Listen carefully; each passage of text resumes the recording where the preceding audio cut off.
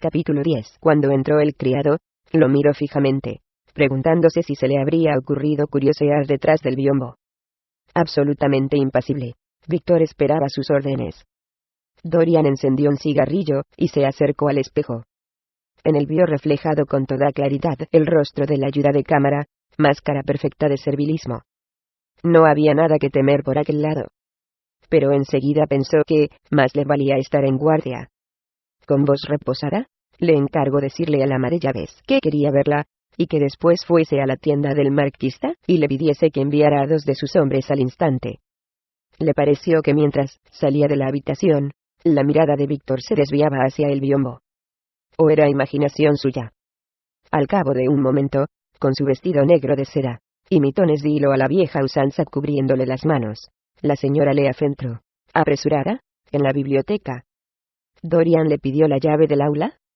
La antigua aula, señor Dorian, exclamó el ama de llaves, pero sí está llena de polvo.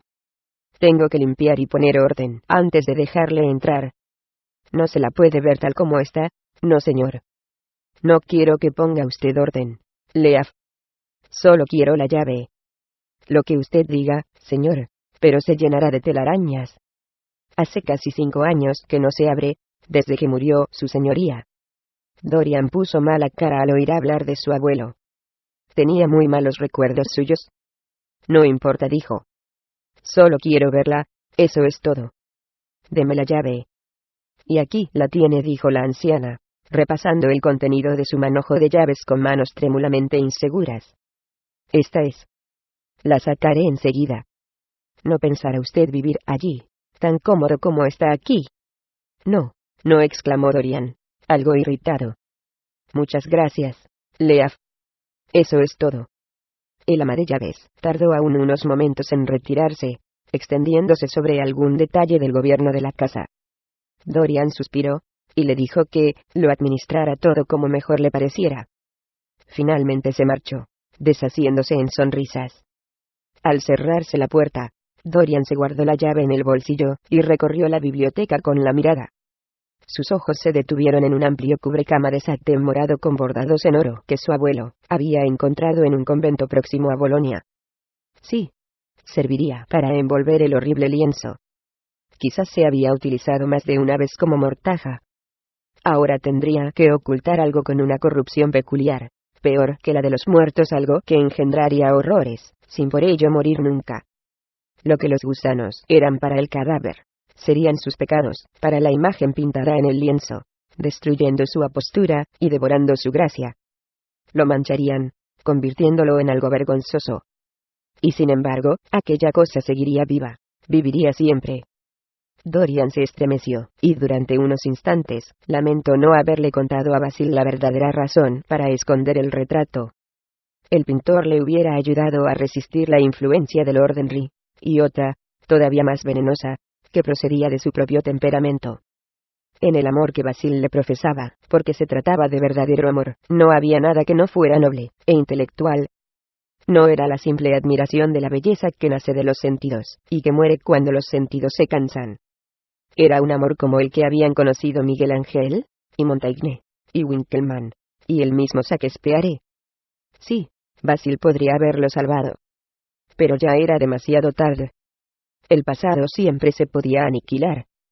Arrepentimiento, rechazo o olvido podían hacerlo. Pero el futuro era inevitable. Había en él pasiones que encontrarían su terrible encarnación, sueños que harían real la sombra de su perversidad. Dorian retiró del sofá la gran tela morada y oro que lo cubría, y, con ella en las manos, pasó detrás del biombo. ¿Se había degradado aún más el rostro del lienzo? Le pareció que no había cambiado. La repugnancia que le inspiraba, sin embargo, iba en aumento. Cabellos de oro, ojos azules, labios encendidos, todo estaba allí. Tan solo la expresión era distinta.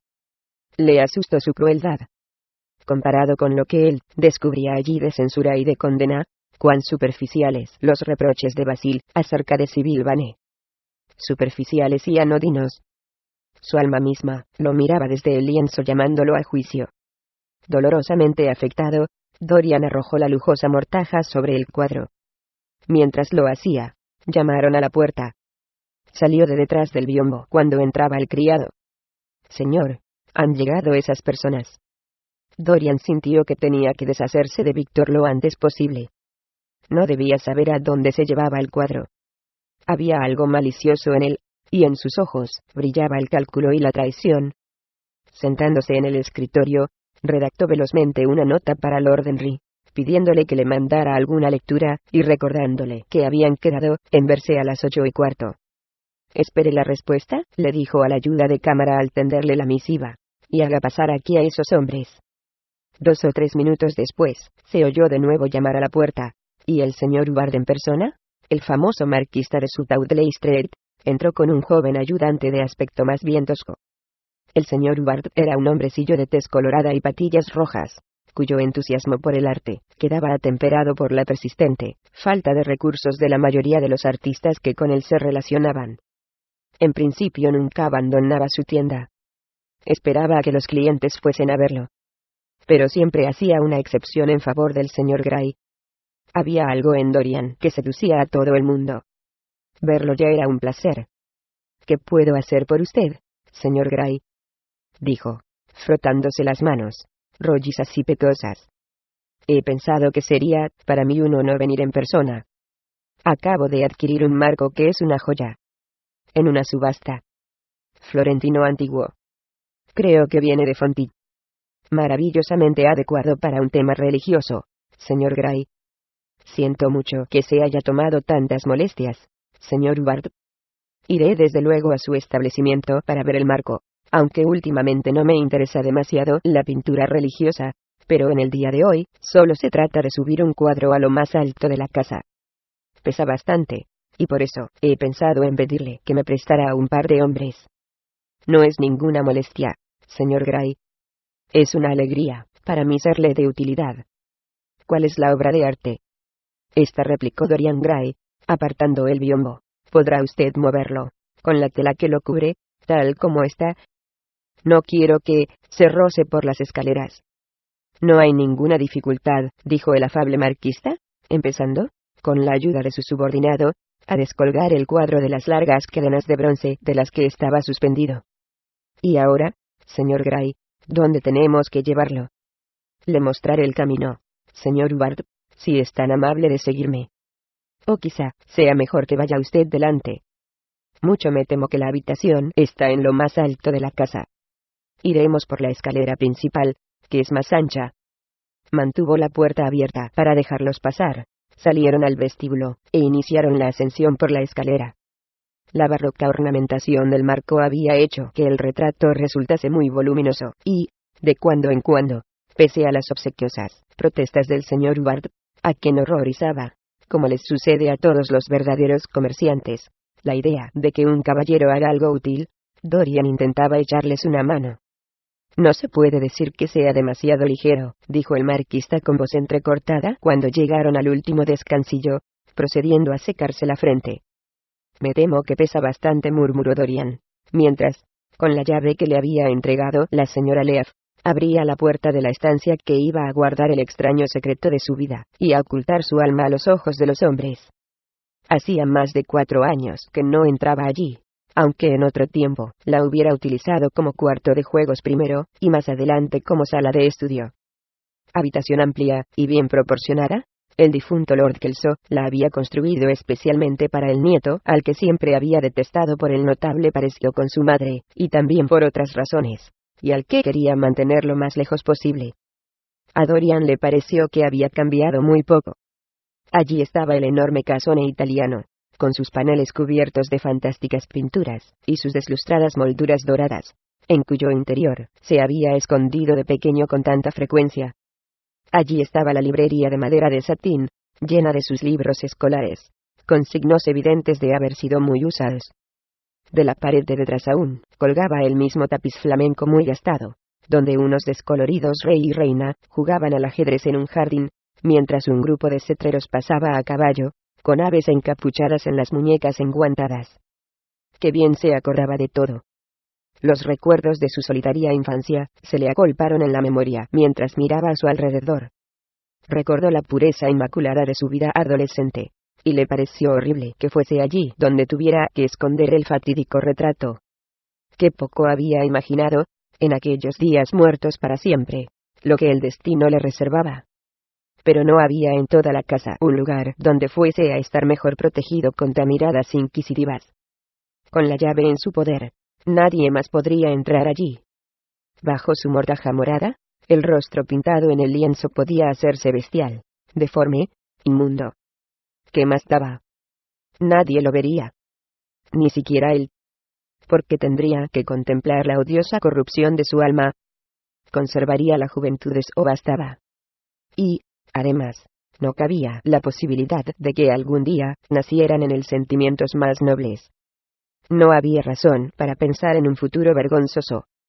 Quizá el amor pudiera cruzarse en su vida, purificándolo y protegiéndolo de aquellos pecados que ya parecían agitársele en la carne y el espíritu, aquellos curiosos pecados, todavía informes cuya indeterminación misma les prestaba sutileza y atractivo.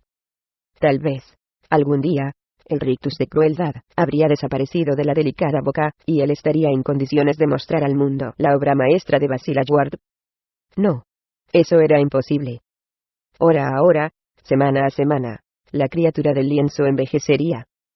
Quizá evitara la fealdad del pecado, pero no la de la edad. Las mejillas se descarnarían, y se harían flácidas. Amarillas patas de gallo aparecerían en torno a ojos apagados. El cabello perdería su brillo, la boca se abriría, o se le caerían las comisuras, dando al rostro una expresión estúpida o grosera, como sucede con las bocas de los ancianos.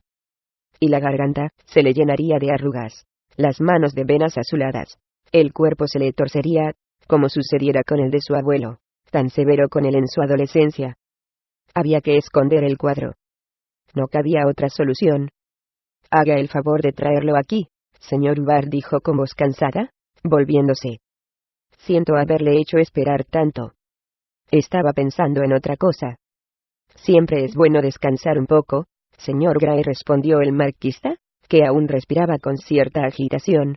¿Dónde tenemos que ponerlo? Oh, en cualquier sitio. Aquí mismo. Aquí estará bien. No lo quiero colgar. Apóyelo contra la pared. Gracias.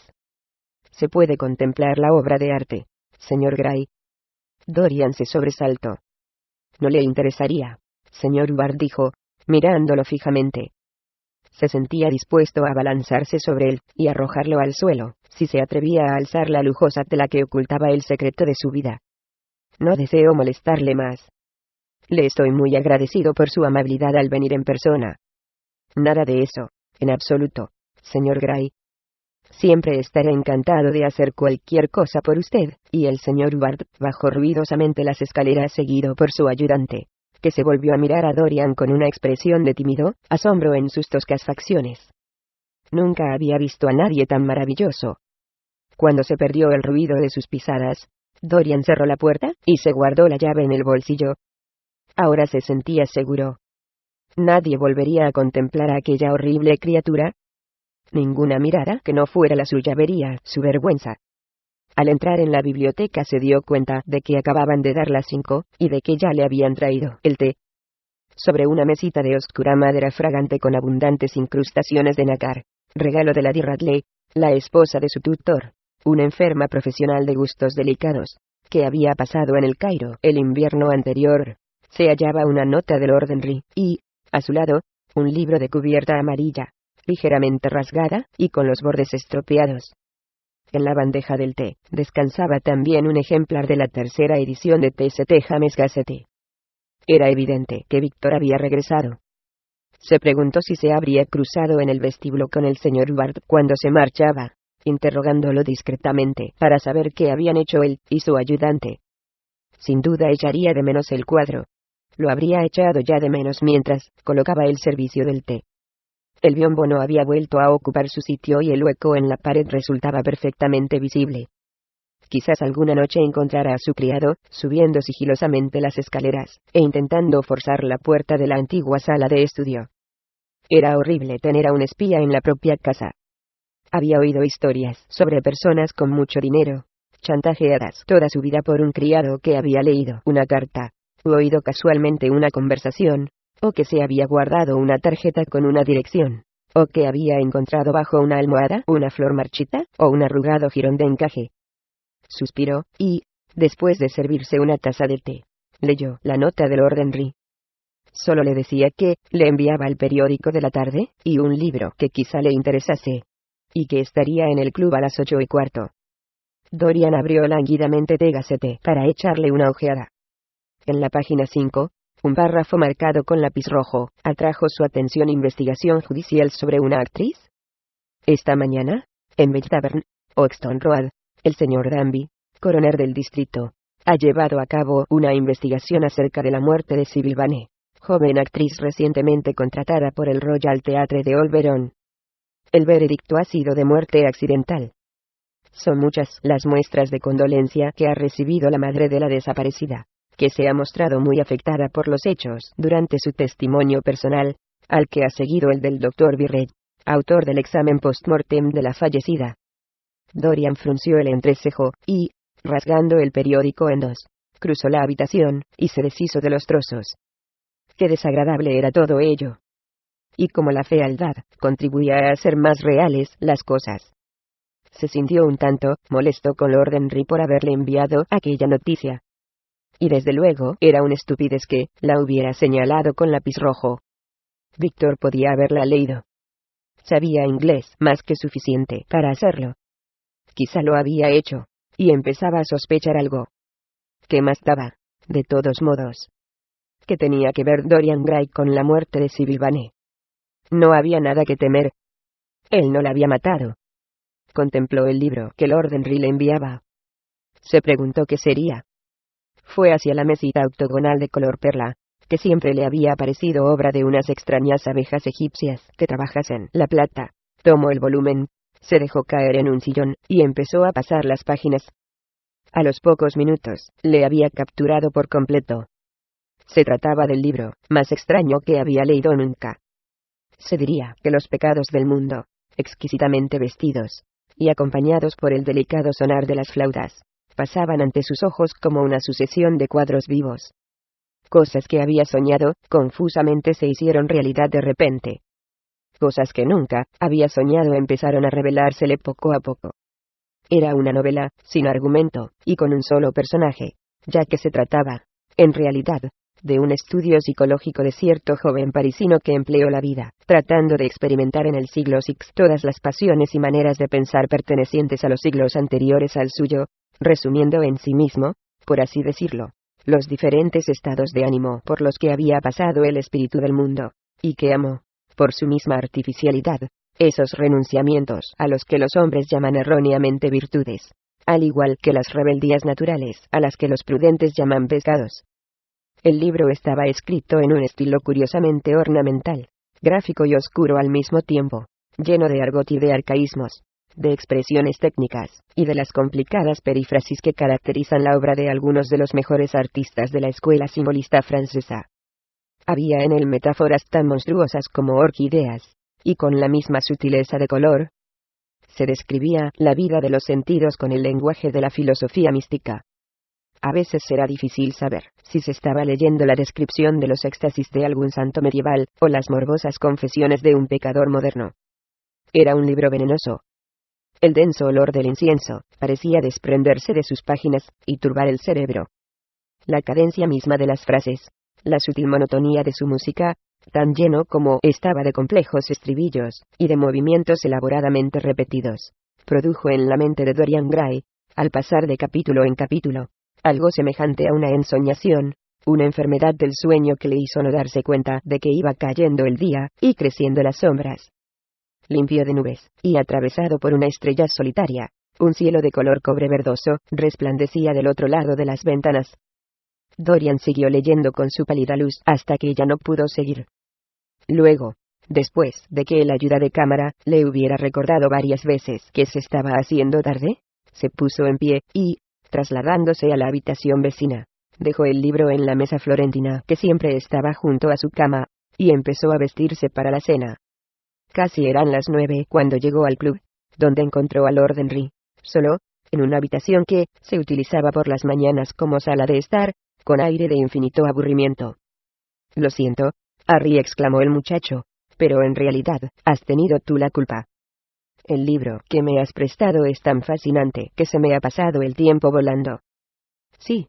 Me pareció que te gustaría, replicó su anfitrión, levantándose del asiento. No he dicho que me guste, Harry. He dicho que me fascina. Hay una gran diferencia.